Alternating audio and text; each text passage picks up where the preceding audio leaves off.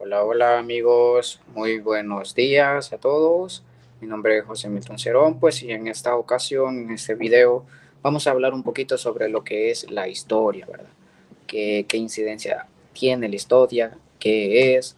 ¿Cuál es su importancia? Y pues vamos a hablar de ello. Vamos con todo. Muy bien. En esta presentación, pues vamos a hablar un poco acerca de la historia como ciencia, la historia como edad primitiva y la historia sobre la edad antigua, ¿verdad? Vamos a tocar ciertos acontecimientos relevantes que han pasado en este hecho crucial en la historia de la humanidad. Bueno, y primeramente, pues, ¿qué es la historia? Pues, ¿qué es la historia? Ciertamente la historia es una matriz, ¿verdad?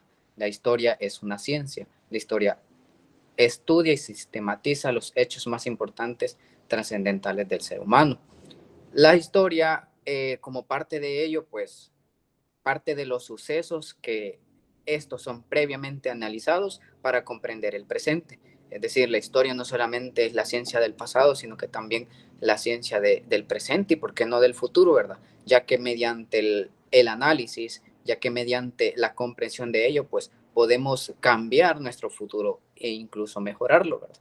Pero a raíz de todo ello, pues, ¿cómo es la historia como ciencia? Pues la historia nos ayuda primeramente a entender lo que es la humanidad y los sucesos, a hallarle lógica y una racionalidad de las cosas. La historia pues tiene su importancia como ciencia, pues porque no solamente la historia no es solamente un ejercicio memorístico, sino que también analiza sucesos donde el hombre es el protagonista, en este caso nosotros, ¿verdad? Que somos los protagonistas de esta sociedad, de este mundo o de este planeta, por decirlo así. También relata lo que son los hechos, relata lo que es la búsqueda de la verdad y la lógica del orden circunstancial de las cosas. Pues primeramente uno de los hechos históricos pues es que nosotros todos somos historia. Nosotros tenemos algo que contar, es decir, cada uno de nosotros, cada ser humano es una historia, ¿verdad? Y es un relato previamente a hablar sobre ello, ¿verdad? Todos tenemos algo que nos caracteriza, y es decir, aprendizajes, experiencias o testimonios. Mediante ello, pues podemos poner un ejemplo claro. Utilizamos tecnología que otras personas crearon, hablamos un lenguaje que alguien inventó, practicamos culturas y tradiciones que nuestros antepasados nos dejaron ya expuestas, ¿verdad? Nos dejaron ya inculturizadas a nuestra persona, a nuestro pueblo o a nuestro grupo social.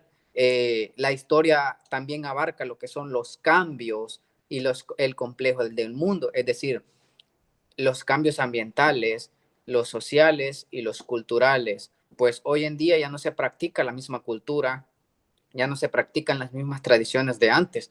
Pongo un ejemplo claro de mi municipio, Santiago Nonualco. Acá una cultura son los famosos historiantes, los cuales relatan la batalla que tuvo Santiago Apóstol en la antigua España, que tuvo con los musulmanes, con los mormones. Entonces todo eso ellos lo relatan mediante su baile, la guerra que tuvo y todo con los moros, la guerra entre los moros y los cristianos. Entonces hoy en día pues poco a poco se va como perdiendo, ¿verdad? Y la historia nos sirve para ello, pues, para conocer lo que vivimos en el presente y por qué lo vivimos, cosa que pasó en el pasado, perdón. También nos explica y nos abre los horizontes hacia a las respuestas o la búsqueda de respuestas del por qué el suceso de las cosas, del por qué el hecho de esto y por qué el hecho de aquello. La historia, pues en la edad primitiva, pues cuando hablamos sobre la edad primitiva, estamos refiriéndonos, es decir, a la primera o a la más antigua organización socioeconómica que existió. Es decir, en la edad primitiva, pues se tiene un registro de que cómo hicimos las cosas, cómo nos organizamos como grupos humanos o como clases sociales, por decirlo así. Una de las características principales acerca de la edad primitiva es que la edad primitiva era una sociedad nómada, que vivía prácticamente de la caza, de la pesca y de la recolección que podrían ellos obtener de alimentos. La división de trabajo era conforme a la edad y el sexo, es decir, había una distinción entre las mujeres, los hombres, entre adultos, niños y jóvenes.